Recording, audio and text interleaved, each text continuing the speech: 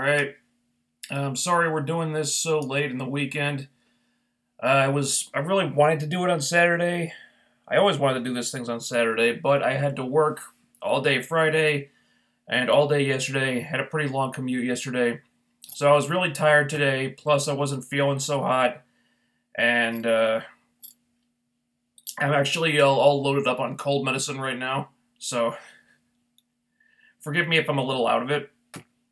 But I kind of just want to get this done and then get something to eat and go to sleep. So let's try to keep this short, because every time I get sick, my voice kind of dies out, so I don't know how long it's going to last right now. Anywho. Impact Wrestling from September the 7th. Alright. Before I get into anything, a lot of people in the last few days have been asking me what I think about the dirt sheets reporting that Impact Wrestling / GFW is for sale and Anthem won out of the pro wrestling business and blah blah blah. And I haven't really said anything, mostly because this is all just kind of white noise to me at this point. I mean, how many times have we been through this, really?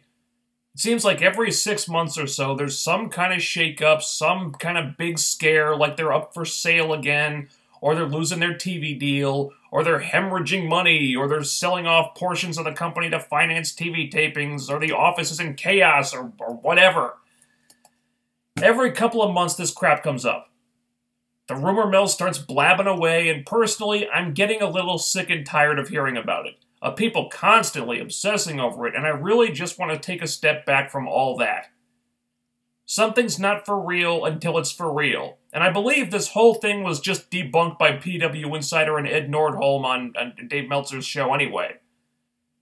Now, one thing we do know for sure that is confirmed is that Jeff Jarrett has been sent home. Now, I've been having issues with the current product that he'd been shepherding creatively, so I'm not exactly losing sleep over this. But John Gaburik being back in the writer's room doesn't mean good things for anybody. He already ran creative for a while. We all know that he's not going to move the needle. So, rather than swap out one bad writer for another bad writer, why not take a chance on someone new? And what the hell do you have to lose at this point? I'm just saying. Now, in the event that something else concrete actually happens, I'll weigh in on it. Until then, I'd rather just talk about the show and let the rumors stay rumors. So anyway, Impact. Now, the big thing this week was all the video packages, and my god, there were a lot of video packages. Especially in Hour 2, where there was literally like 20 minutes of video packages just crammed into one big block. And seriously, whoever formatted this show needs their head examined. Because, wow, that was excessive. But what kind of saved this for me is that all these videos were really damn good. Now I know what you're going to say, all right? Now, I agree. There were way too damn many of these things. And at the very least, they needed to be spread out more, or ideally spread out over several weeks of TV. But I'll give credit where it's due. These things were nice to look at. I mean, really nice to look at. I mean, definitely the ones about Triple Mania. I mean, you could tell they put a lot of effort into making these videos look really awesome. And they succeeded. And the best thing about these videos, and all the other ones too, really, is that they made the talent look great. I mean, you see all this footage cut together of the Impact / GFW wrestlers at Triple Mania working in front of this huge crowd. What is it, like 20,000 people or something like that? And they look like stars. Way bigger stars than they look like in the Impact Zone. And a lot of that is due to the bigger crowd, but also because the presentation here is so slick. And I said to myself as I was watching this, like, God damn it, this looks amazing. If they could take the way these videos are produced and apply that to the rest of Impact so the entire show is more like this instead of the way they normally do it, they could really have something here. You know, they may have hit us with too damn many of these videos all at once, but thumbs up on the quality of them. Big thumbs up. With one glaring exception. And I think you know where I'm going with this. So let me get this straight. You've got this incident with Sexy Star shooting on Rosemary and trying to break her arm in the ring that becomes a really big news story. Covered in a lot of mainstream outlets, New York Post, Rolling Stone, and you decide that you want to capitalize on all this publicity. Great idea. I'm not saying make an angle out of it. But if you're just showing some footage of the incident and saying, here's this thing everyone's talking about and this is how it happened, I'm all for that. Any publicity is great, is good publicity right now. Anything that gets one of your stars' attention is a great thing. But then you take this incident that got Rosemary all this mainstream attention, that made her the talk of the wrestling world for several days, and you make the whole thing about Jeff Jarrett. Nearly all the footages of him, we hear his account of this big argument he got into backstage. Karen weighs in on it because God forbid we leave her out. But you know one very important person who was strangely absent from this video? Rosemary. She barely appears in it, and she never says a word in the video that was supposed to be spotlighting her. It plays out like there was some unimportant thing that happened with Rosemary in the background, but the real story, the real story is how Jeff Jarrett reacted to it. And for crying out loud, they completely omitted the person the entire fucking story was supposed to be about in the first place. The person everyone watching this who had heard the story wanted to hear from. Why would you do that? Why would you cut her out? Why would you focus on the Jarretts here? Nobody gives a shit what the Jarretts think about this. This wasn't even about them. Rosemary is where the story was, and you completely just... You completely cut her out of it. Why would you...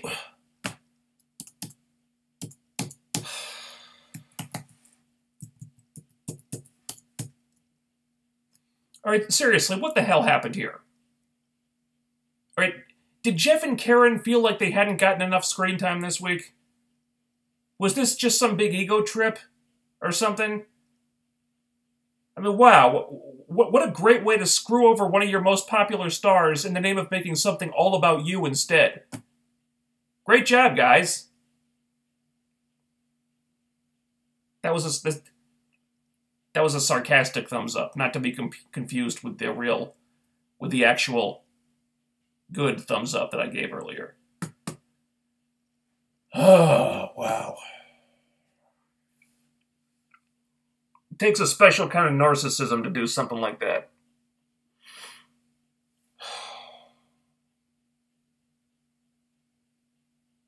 They had all this free publicity for Rosemary, and they just pissed it away to make something about the Jarretts instead.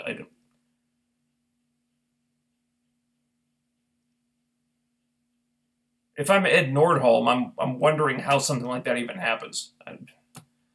Anyway, moving on, we begin the show proper with an X Division match. So right into the action this week. Trevor Lee and Caleb Conley versus Petey Williams and Sanjay Dutt.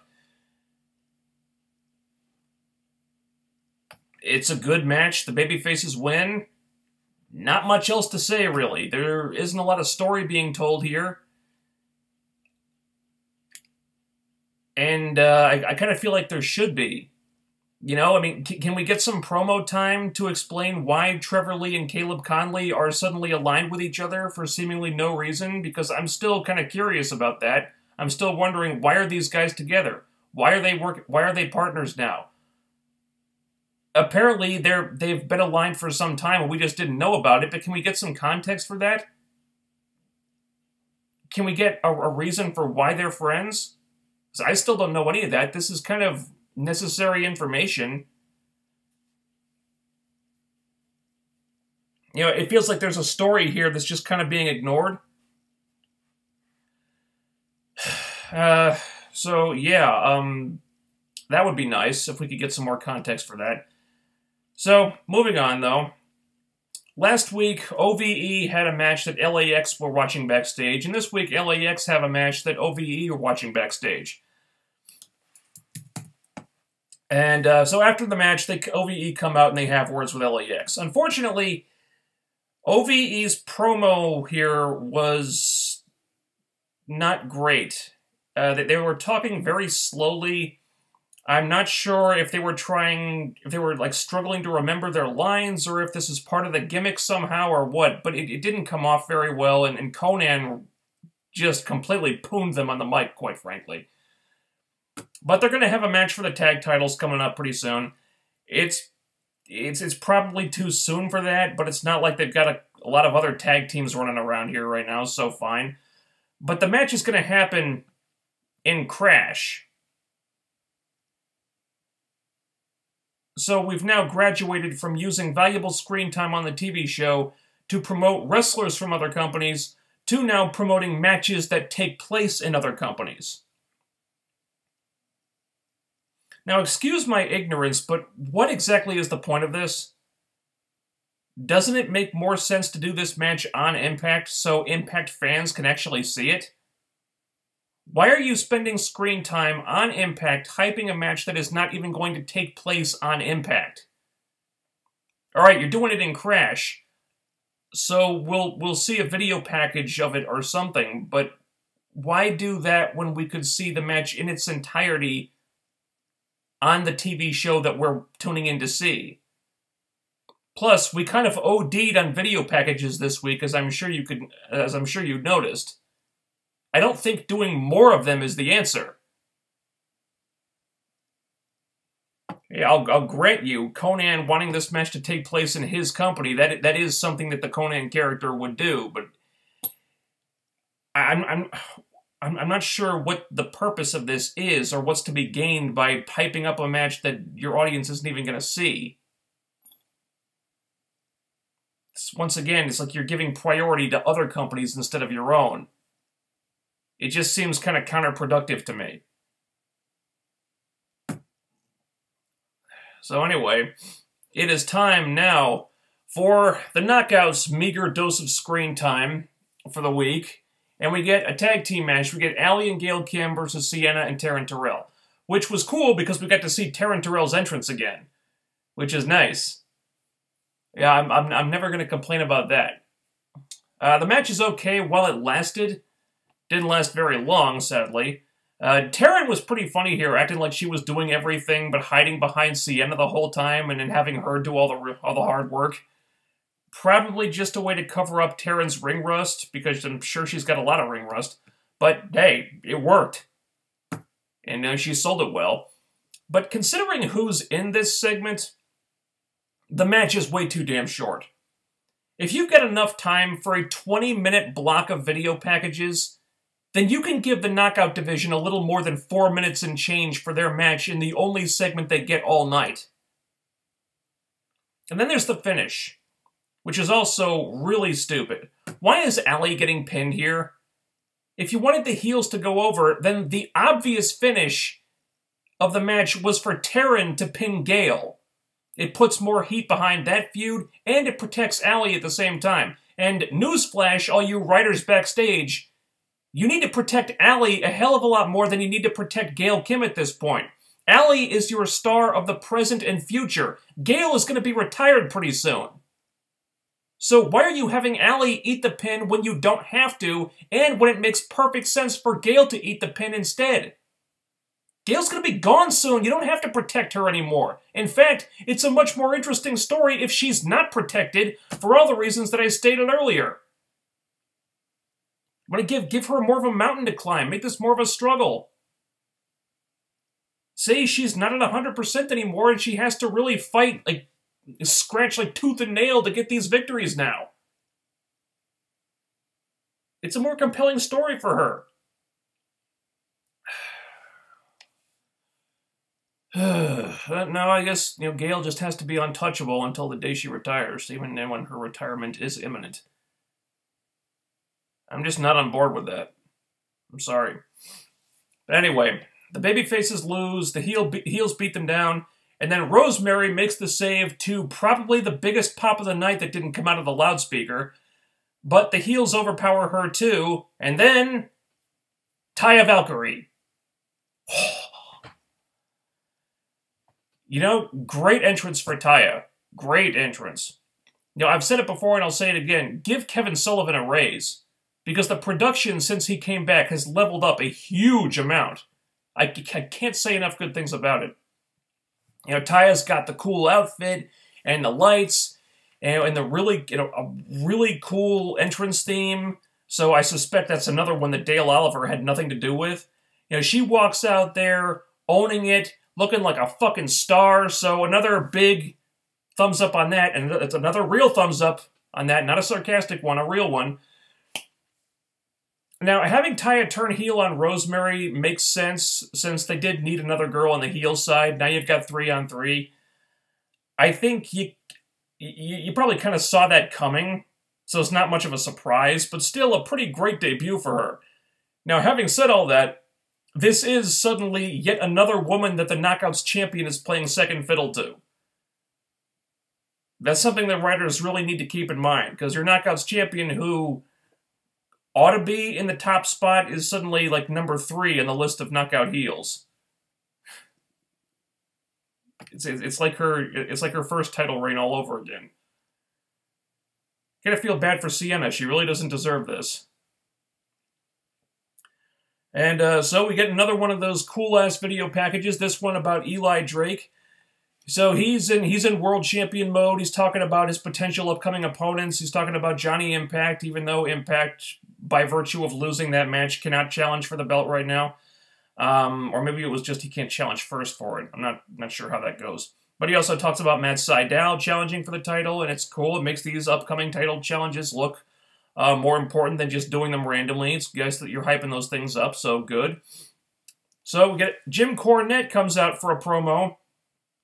He's talking about the title match with Eli Drake and Matt Sydal.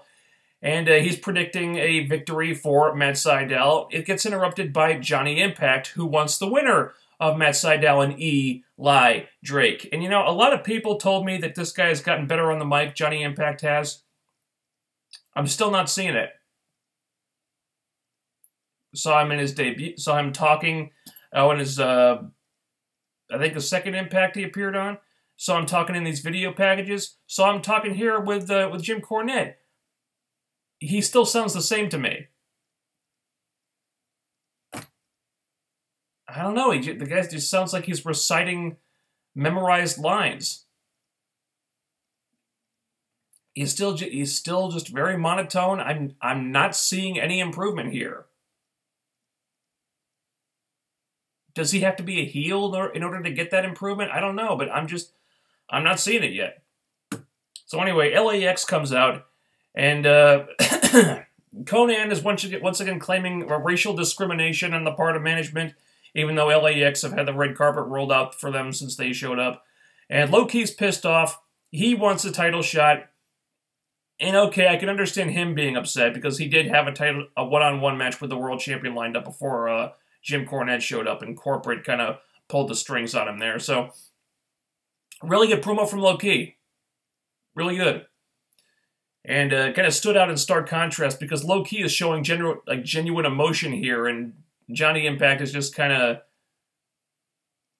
he kind of stays at the level he's always at. So, they fight. Johnny Impact is fighting off all of LAX. Well, he's fighting off Conan, Santana, Ortiz, and Diamante.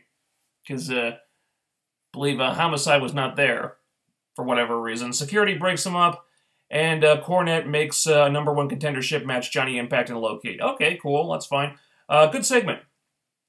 When Johnny Impact wasn't talking. Alright, maybe I'm being too hard on the guy, but I'm still waiting to see him get better on the mic. I'm still waiting for it. And so, we come to the Grado LVN saga. I didn't think it was possible, but this storyline just continues to infuriate me more every single week.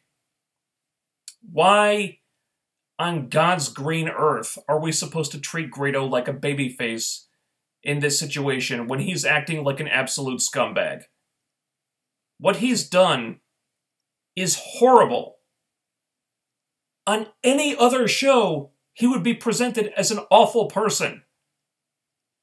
And after he manipulated Laurel Van Ness, used her, lied to her, got her to fall in love with him somehow, to the point where she stood up to Congo Kong just to protect him, only for him to run away like a fucking coward when she needed his help, she's the one who proposes to him and he accepts, making her believe that he actually loves her back. And then the second he finds out that she, as a Canadian, cannot get him what he wants, he's like, well, you're of no use to me now, so the wedding's off. We cool, bro? Huh? We cool?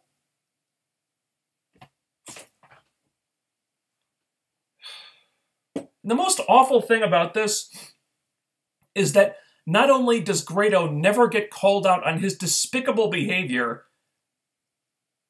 and continues to get presented as this lovable goofball, but Laurel doesn't even get any kind of payback on him for treating her like garbage. You'd think that she'd at least get to punch him in the face when he dumped her or kick him in the balls like he deserves or something. But instead, upon being spurned by this asshole, she appears to lose her tenuous grip on sanity for the second fucking time. So this whole story was, Grado uses LVN to get something that he wants, manipulates her feelings, she falls in love with him, he finds out that she's of no use to him, so he dumps her, and instead of standing up for herself, or realizing that she's better off without him, or that she's too good for him, his rejection makes her go crazy.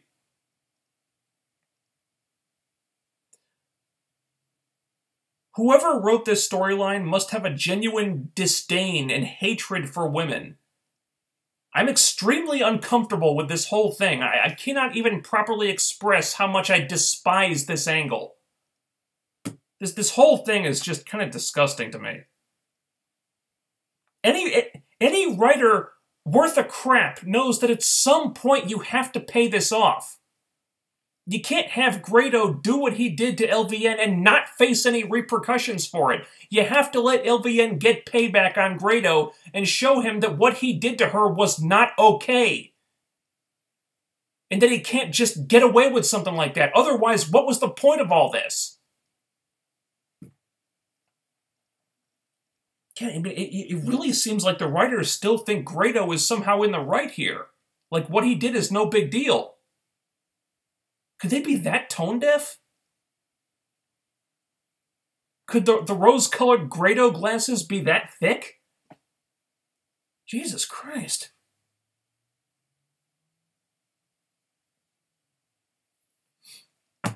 So at this point we begin the big video block where any live programming in the Impact Zone kind of takes a breather. They take a bathroom break so we can just start with video after video after video after video. Now we start with we do the videos from the talent at AAA for Triple Mania. Great videos. I honestly I can't say enough good things about these. The talent look like stars. They look big time stars. They're great. They really are. I wish the whole show was presented more like this. And then we get a video of Johnny Impact winning this big title match at Triple Mania where there was apparently there were like 3 different belts on the line or something and he won them all or he retained them all or something. Good. Making him look like a star. Good job. You're kind of disguising his lack of mic skills. They're not so obvious when you show him like this. And then we get another video of the Rosemary Sexy Star incident, which is really a video about Jeff Jarrett and getting into a drunken argument backstage where he was drunk or high or I don't know, whatever it is. He's got some kind of substance abuse problem, apparently, and that's why he was sent home. I'm not sure why you would want to call attention to that. Why not just make it about the person it's supposed to be about? Make the story about Rosemary. She's why we're watching this fucking video in the first place. Nobody cares about what happened with Jeff Jarrett. Nobody wants to hear from Karen Jarrett. This isn't about them. Put it on the actual talent instead. And after this, we get a Desmond Xavier hype video, which you could certainly say that he deserves after winning the Super X Cup. I don't think we've actually seen or heard from him since then. So it's nice that he's getting some kind of a promotion like this. I would assume he'll be challenging for the X Division title in the not-too-distant future, or at least he should be. But right now, the X Division champion is partnering with P.D. Williams in basically a tag team feud. So is Sanjay still feuding with Trevor Lee, or is Caleb Conley gonna challenge for the belt, or is PD gonna turn on Sanjay or something? I don't know. But it would be nice if you got Desmond Xavier in there. You know, he did win the Super X Cup, so maybe you want to capitalize on that and put him in the title picture, you know, sooner than later. That would make sense to me. And then we got a Garza Jr. video. Basically, just him like introducing himself, saying, you know, this is who I am, this is where I came from, this is what I'm about. Great video. But honestly, we really should have seen this a couple months ago when he debuted. I don't know why we're seeing it now. It would have been nice to see this when he debuted. Why they saved it several months to air it in the middle of a dozen other videos, I'm not sure. I couldn't tell you. Really didn't make sense to me. So yeah, great video on Garza Jr. Why didn't we see it months ago? And then we get a Matt Sydal video package. And this is a great way, this is another example of them using clever production techniques and editing to disguise a guy whose mic skills are, well, I guess not necessarily bad, but not on the level of an Eli Drake. Matt Sydal comes off very well here. You even give him a catchphrase, tune in, turn on, take off.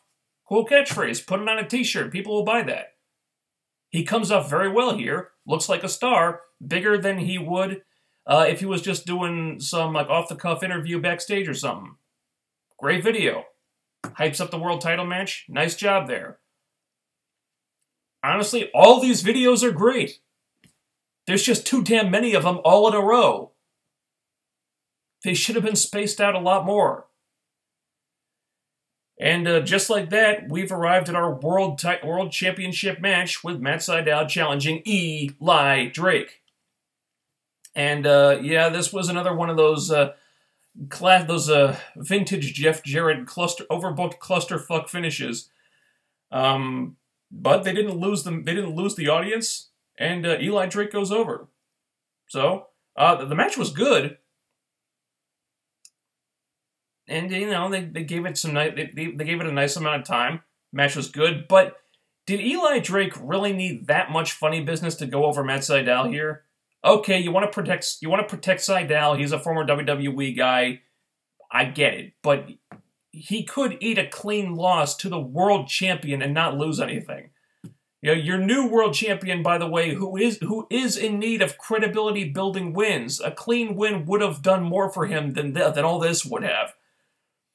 Yeah, I'm just saying, maybe make Eli Drake look a little stronger. I know he wasn't your original choice for world champion, but he is the one you're rolling with now. I mean, he's the guy you've got. You were willing to put all your eggs in Alberto El Patron's basket, and that backfired on you. And Eli Drake, he's certainly proven himself to be more reliable and, you know, and less of a flight risk than Patron. So maybe make him look a little stronger. Maybe give him a real shot. Just something to chew on. But hey, Eli Drake got a win in the main event, successfully defended his world championship, and American Top Team were nowhere to be seen to take the spotlight away from him this time. And those are both things I can be happy about. And that was Impact. You know, you'd think a show that ate up so much screen time with video packages would have pissed me off more than this did. Maybe it's because the actual production quality on those videos was so high, or maybe I'm just in a good mood because there was no time wasted on American Top Team this week, thank God. But I feel like being nice to this one. Although the Grado thing, just, no, fuck that.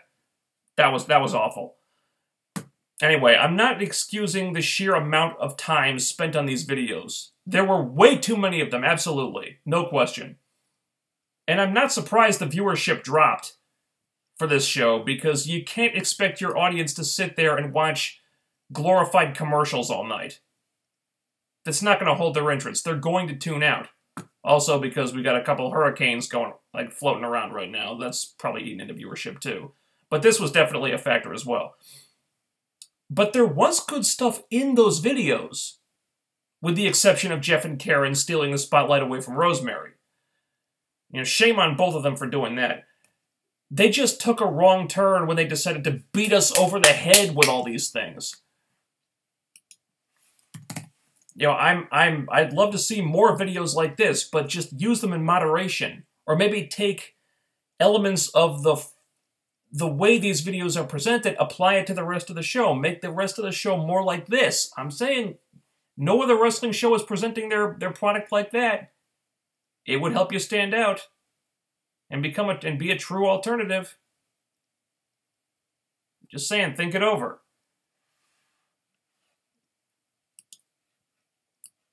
And let's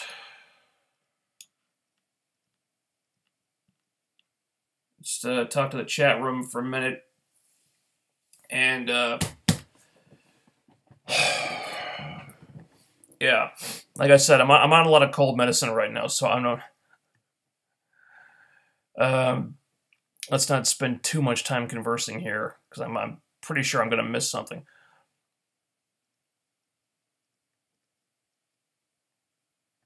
What'd you think of the low ratings? Do you buy that Anthem is telling us, which is the rumors of the hemorrhaging of money and the eventual sale is false? Yeah, low ratings didn't surprise me. Tons and tons and tons of video packages. 2 hurricanes is not surprising. I'm pretty sure ratings were down across the board that night anyway. Do I buy what Ed Nordholm and Anthem are saying? Pretty much, yeah. Look, Nordholm's not stupid. Anthem's not stupid. They came into this with their eyes open.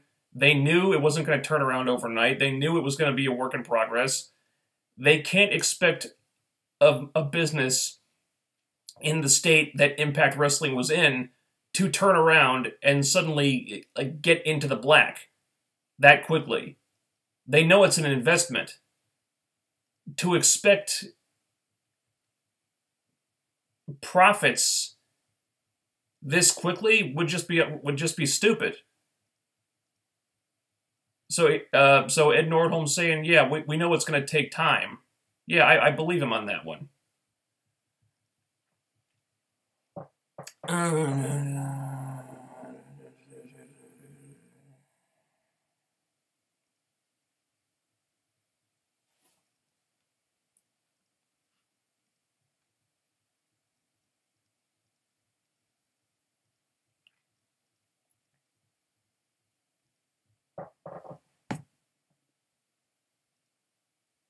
Allie has nude pictures?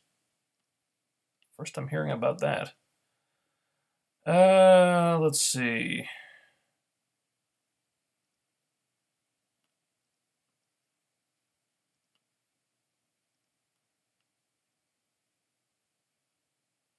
I'm really over the gross drunk LVN character. She needs a new gimmick.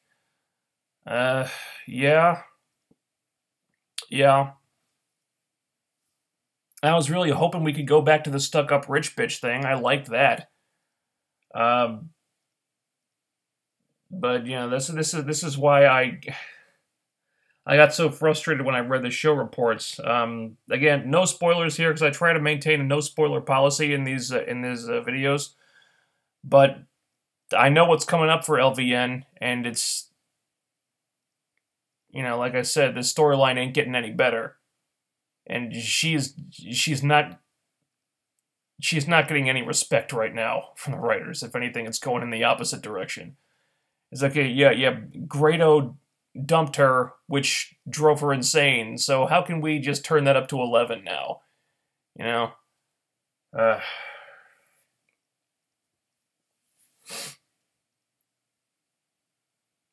hate that you're sick a lot. Yeah, I'm not crazy about it either. Feeling okay right at the moment though. Took a bunch of medicine. Not sure how long that'll last though. I'm not anticipating getting a good night's sleep. See, Johnny Impact is still boring as hell on the mic, but he's still the athletic badass he always was. Well, yeah, no complaints about his athletic ability, but being boring as hell on the mic is kind of a deal breaker.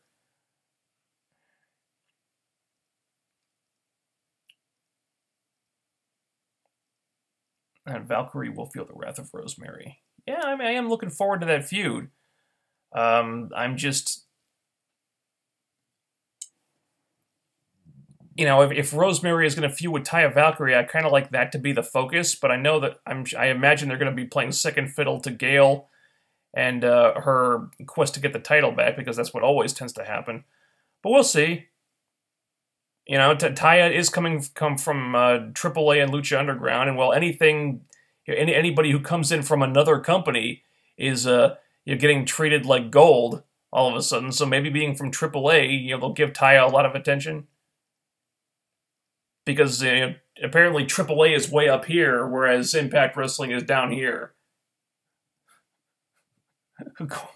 Apparently. Cowboys won? Oh, fuck that.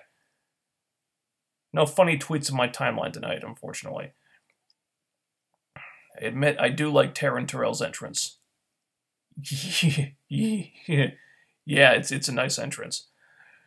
And I'm not complaining about the entrance.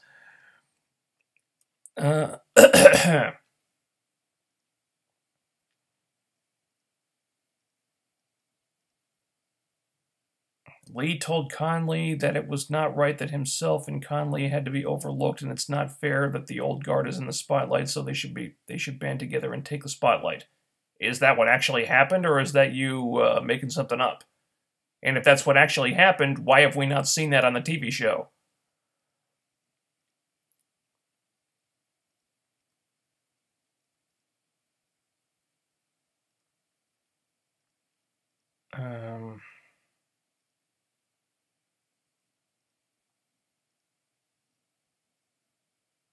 Yes, Sienna is kind of being ignored. Mm-hmm. I wish I could say I was surprised, but this is what tends to happen when the champion is not Gale. Yeah. Essentially, Sienna's only chance for having the spotlight is to get into a one-on-one feud with Gale. That's the only way Sienna as the champion can get focused on, until Gale retires. Okay. Grado needs to go. Mm-hmm. Someone needs to tell LVN that it's okay to be single. Someone needs to tell LVN that she can do better than these losers. Braxton Sutter, Grado, dating Zack Ryder in real life. Does she just have really low standards in and out of kayfabe?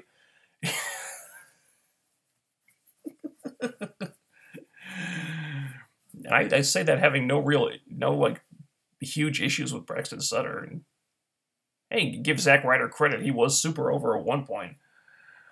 But yeah, a girl as hot as that could set her sights way higher. I don't know what the deal is with that.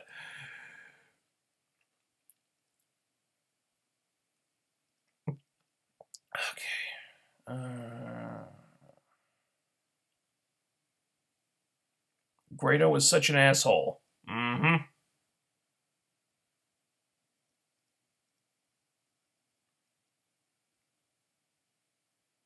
Yeah, Rosemary reading Rosemary's Twitter. She's in Florida riding out Hurricane Irma. Yikes. Yeah, I saw that too. Apparently her and Andrew Everett are just chilling in a hotel or something. And they saw It earlier, I think today or yesterday. I saw that too. Fun movie. Of course, horror movies don't really do much for me because I don't scare easily anymore. but I liked it. Really good child actors, which is surprising because child actors usually suck. But these actors were really good.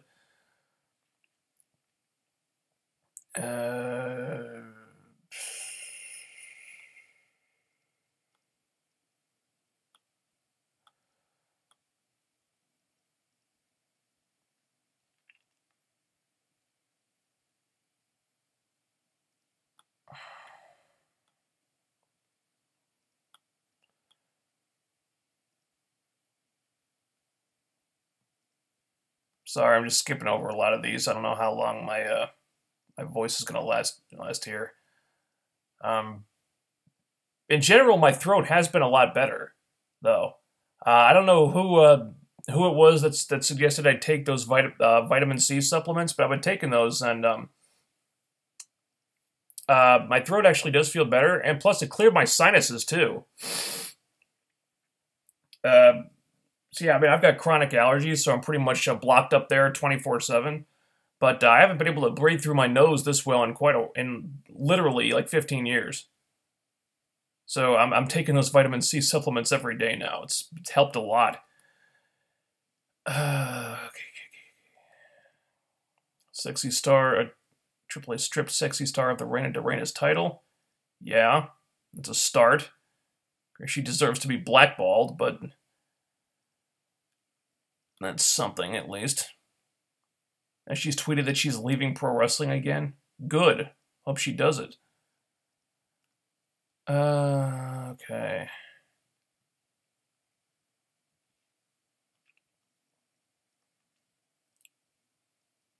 Sexy Star, neither sexy nor a star. Yeah, I heard that interview with Jim. I heard that part of the Jim Cornette podcast too.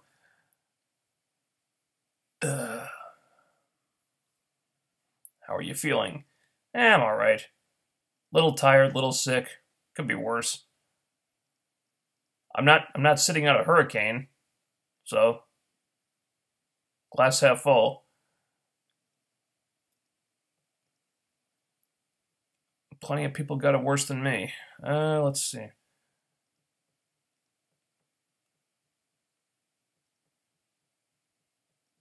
Let's see. Is Allie a fan of Buffy the Vampire Slayer? Yeah.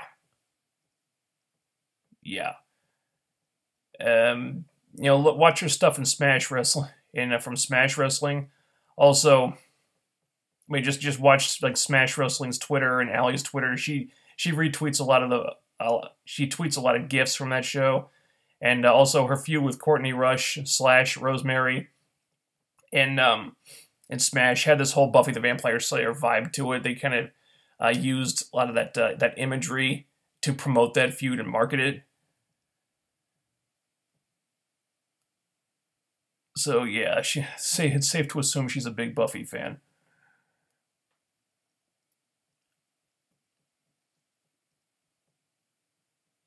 Okay.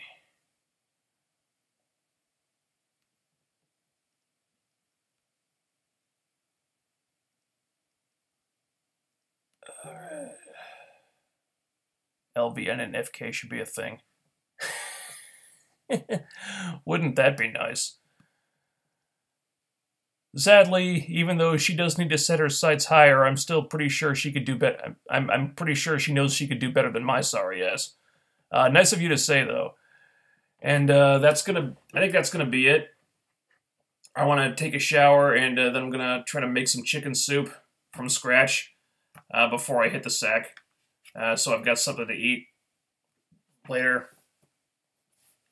Thanks for tuning in, though. I'm sorry we're doing this so late and on a Sunday. I'm not sure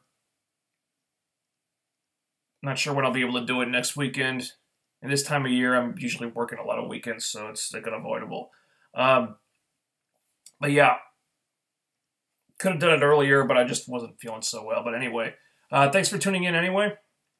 And I will talk to you guys in a few days. Yeah. Good night, everybody.